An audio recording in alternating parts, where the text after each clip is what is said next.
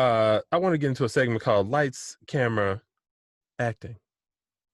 Oh, I like it already. I know, right? So I'm gonna run down the list here, and then I got something to say about these things, and I want to ask you a question. So I'm the king of the world. Titanic. Here's Johnny, The Shining. You talking to me, Taxi Driver.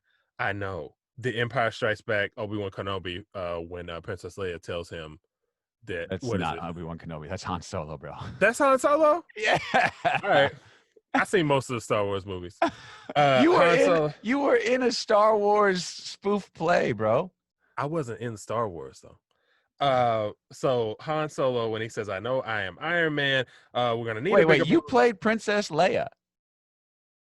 Yeah, You played Princess Leia, and you didn't know who Princess Leia. Like that should have been some character study for you, my friend. You should have known who Princess Leia was in love with.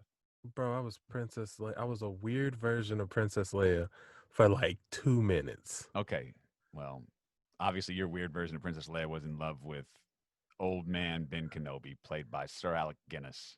Bro, old people be cute sometimes, man. Okay. And you can't handle the truth. All improvised lines. Why do you think those lines stand out so much? Like it could have been any lines in the script. Why do you think those lines stand out so much? I just want to hear your thoughts, theories on this. I think part of it is just because we love characters, and sometimes I know when I'm writing things, you have a top-down view of all the characters, but once an actor inhabits a character and becomes that character, they're able to think like that character. You know what I mean? They have a point of view as that character. Yeah, and I'm picking up what you're putting down. They can find ways to say what that character, maybe distill what that character would say in a high stakes setting better than even the original writer. Bro, you were saying what I have. Is that the right answer? Yes. Ding, ding, ding, ding, ding, ding. What do I win? Dude, you get an official My Dad's Chili Scoop Squad t-shirt. Scoop Squad? Scoop. Troop. Make sure you vote on that. But yes, dude, that's exactly what I said. In that moment, the actor was the character and vice versa. And I feel like from the point of view of a writer, like that's hard to capture. Like, even though the writing was compelling in these movies, I feel like you have to be in the driver's seat. I feel like you have to be in the driver's seat and in that moment to capture, like, that's what that character would actually say. And you've had moments where, especially as an improviser, you've been embodying a character, and you'll say some stuff that you had no plans of saying. You know, most definitely. Like that's one of my favorite things about improv is you set your partner up with one thing, and you kind of hand them a thing. And, you might have an idea as to what they're going to say back with the setup. But then when they totally surprise you, those are always the biggest laughs. They're like golden moments. And I liken it to, man, I really like watching my favorite rappers. Like they'll be on a show doing an interview, and the interviewer will always be like, "Hey, man, you got like some bars for us? You want to?" You're talking specifically about the Breakfast Club, right? Not only the Breakfast Club, but Sway in the Morning. Tim Westwood, the British TV, you're a monster, like Tim Westwood. Okay. And those shows, they'll have them spit, they'll rap for them, and you can always tell the difference when somebody is actually rapping or spitting something that they've written down. Like it just hits different. Like that quick, like in the moment thinking, it's just different. I don't know what it is. Sometimes it's good, sometimes it's bad. From what I've seen though, the ones that are actual freestyles that are pretty good, like they resonate with people so much more because it was like real. You know what I'm saying? Off the dome. It's off the dome. And I feel like these movie lines are so iconic for that reason. Whether it be like people are actually thinking that in the theater or like it just makes the most sense, like whatever. One of my favorites was Bill Murray in Caddyshack when he has Okay. his monologue about little known caddy, Bushwood Country Club, and he's talking to the Dalai Lama, and he's like, it's about 400 yards. You got a 3-wood or whatever it was specifically. I don't remember, but there are people who I know that entire monologue by heart. And he's like, it's in the hole. It's in the hole.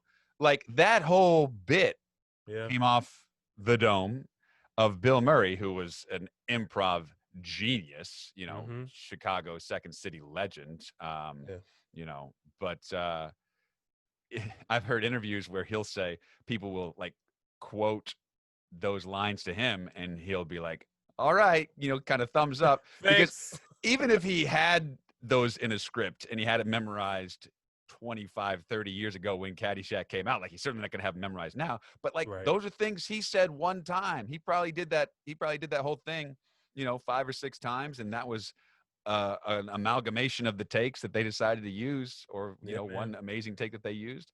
It wasn't anything that he memorized. No. I mean, shit, that whole rant that Denzel Washington went on after Jake shot him in the jungle in Training Day. Okay. King Kong's got nothing on me. Well, that whole okay, to me, like I say, feels different. When he's talking to people there, like the whole like I run shit here, you just live here, like you'll be playing basketball in Pelican Bay when I get done with you. All that shit, it feels different than like the actual text. And then like I Googled it later and he improvised most of that. And there like was something else that you sent me that he had improvised. Oh, dude, yeah. Talking to Russell Crowe, maybe? Yeah, in American Gangster. American Gangster? Yeah. The interrogation scene? Yeah, if you've never, for our audience, for the Scoop Troop, if you've never been to Screenplayed, it's an IG page called Screenplayed, and it's a split screen with the actual scene from very popular movies, and then underneath they have on a scroll they have the script to that movie, so you can see like how an actor actually turns text to make it sound like like normal speaking and like what they're actually just talking, like they're just saying. And Denzel Washington, from what I've seen on this IG page, doesn't say a lot of what's in the script, but the feeling is always right. Like the vibe of it is always so on point. Do you have a favorite of that list? Of this list, I would say out of this list, I'm not the biggest Star Wars fan, but I think the simplicity of that, is just good. I am a huge Star Wars fan, and I was going to say that's my favorite of your list that you made too. Well, you stole mine earlier. I'll steal yours now. Hey, man, still yours or still mine? Yeah, I think it's just good, just how simple it is. Well, and you look at the character and the actor who played him, Harrison Ford.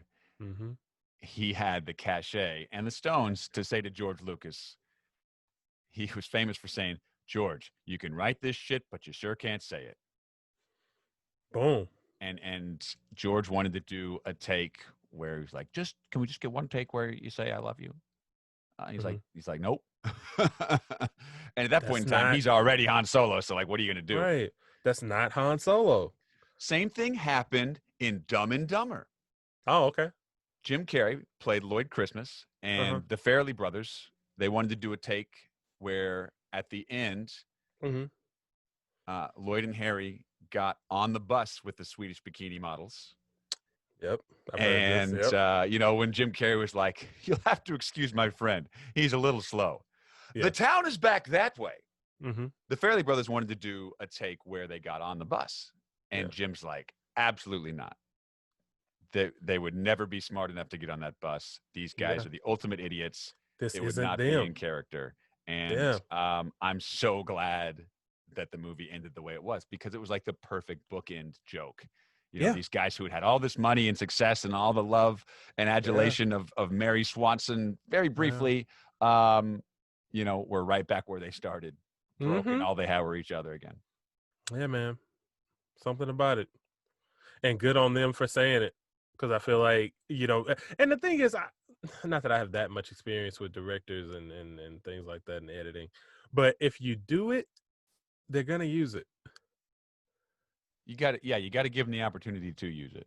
Yeah, yeah. Like if he would have got on that bus, I mean, it's a good chance that we would have seen him getting on the bus in the movie.